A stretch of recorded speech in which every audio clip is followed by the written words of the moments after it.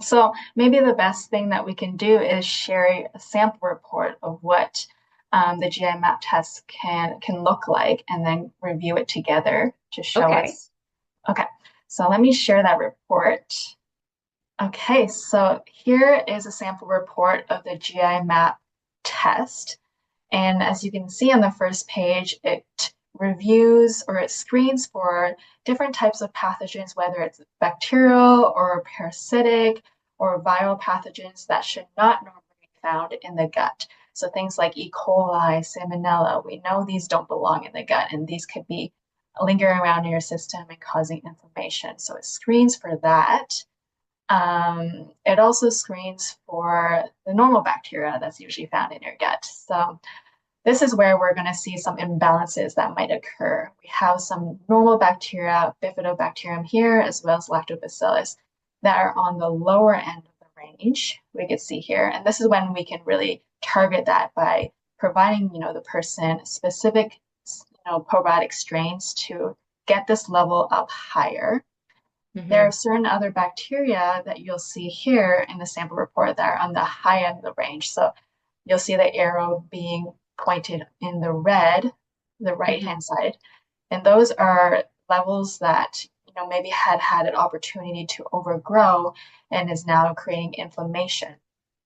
So this gives us a good idea of whether or not you have good balance between the good bacteria and the bad bacteria. So when you're looking at this test and specifically some of the ones that are low, if you bump those up and bring them more into like the green Mhm. zone, center zone, in theory, is the idea that most of the time, though maybe the ones that are over and grown, they'll maybe pare back a little bit and be kind of more in check. Is that what you're kind of inferring to? Mhm. Sometimes when we just bump up the good bacteria, it can lower the bacteria that is maybe on the higher end. But sometimes when it's had a chance to overgrowth too much, then we have to add in other things to bring that level down. Ah, okay, I see. Even Akkermansia, that's a pretty important one there too, I think, right? So, and that's very much on the low side. So I guess again, if you're able to bring others into check, then that hopefully that one would increase over time as well, eh?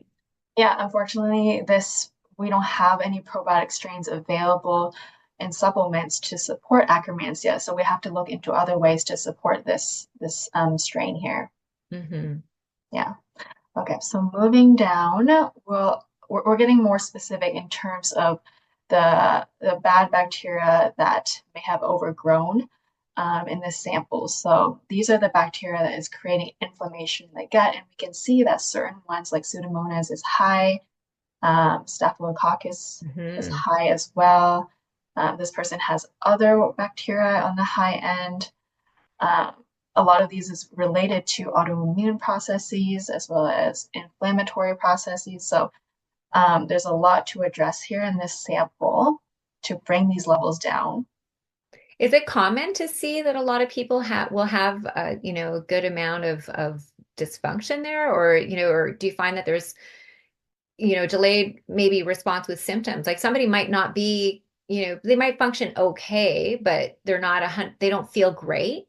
Um, and then you start to see, oh my gosh, like these are really, they could be better balanced and really improve their health beyond where they are right now.